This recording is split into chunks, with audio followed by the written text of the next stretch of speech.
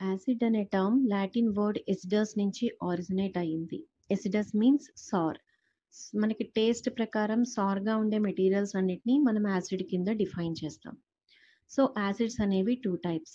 Organic acids and mineral acids. Organic అంటే meaning ఏవైతే మనం యాసిడ్స్‌ని ప్లాంట్స్ అండ్ యానిమల్స్ నుంచి అబ్టైన్ చేయగలమో, ఏదైతే ప్లాంట్స్ అండ్ యానిమల్స్ నుంచి మనం ఎక్స్ట్రాక్ట్ చేయగలమో వాటిని మనం ఆర్గానిక్ యాసిడ్స్ అని అంటాం. ఆర్గానిక్ యాసిడ్స్‌కి డిఫరెంట్‌గా ఉండేవి మినరల్ యాసిడ్స్. మినరల్ యాసిడ్స్ అనేవి మనం ఇండస్ట్రీస్‌లో ఆర్టిఫిషియల్‌గా ప్రిపేర్ చేస్తూ ఉంటాం.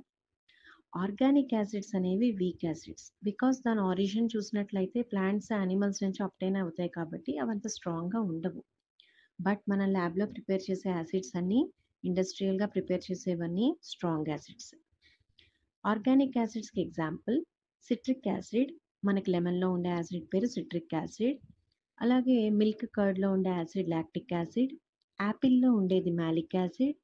టామరిండ్ అండ్ అన్‌రైప్ మ్యాంగోలో ఉండేది టార్టారిక్ యాసిడ్.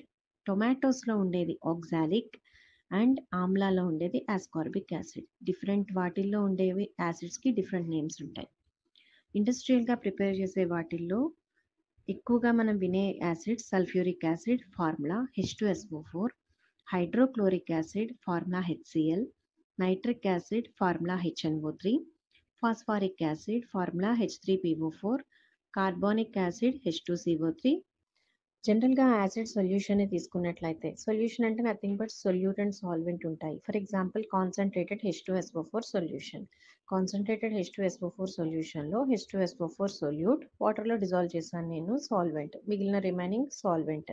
సో, దీనిలో ఈ సొల్యూషన్‌లో, ఈ ఎసిడిక్ సొల్యూషన్‌లో 60% నాకు H2SO4 ఉండి, 40% వాటర్ ఉంటే కనుక, అంటే more amount acid, lesser amount solvent ఉంటే కనుక నేను దాన్ని కాన్సంట్రేటెడ్ అని చెప్తాం. Opposite dilute. Dilute means more water ఉంటుంది. లెస్ అమౌంట్ ఆఫ్ యాసిడ్ ఉంటుంది. దాన్ని మనం డైల్యూట్ అంటాం. కాన్సంట్రేటెడ్, డైల్యూట్ టర్మ్స్ అనేవి మారిపోతూ ఉంటాయి డిపెండింగ్ అపాన్ సిట్యుయేషన్‌ని బట్టి. లైక్ టాల్, షార్ట్ అని చెప్తాం. టాల్ అంటే నేను టాల్ అయ్యి ఉండొచ్చు. ఫర్ ఎగ్జాంపుల్ నాకన్నా టాల్‌గా ఉండేవాళ్ళొస్తే నేను షార్ట్ అవుతాను. అలానే సిట్యుయేషన్‌ని బట్టి కాన్సంట్రేషన్, డైల్యూషన్ అనే టర్మ్స్ కూడా మారుతూనే ఉంటాయి. Second one strong acids and weak acids.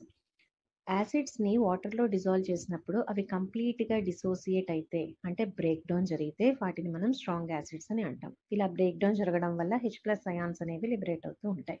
Example mineral acids. Starting చెప్పిన దాంట్లో all mineral acids are strong acids.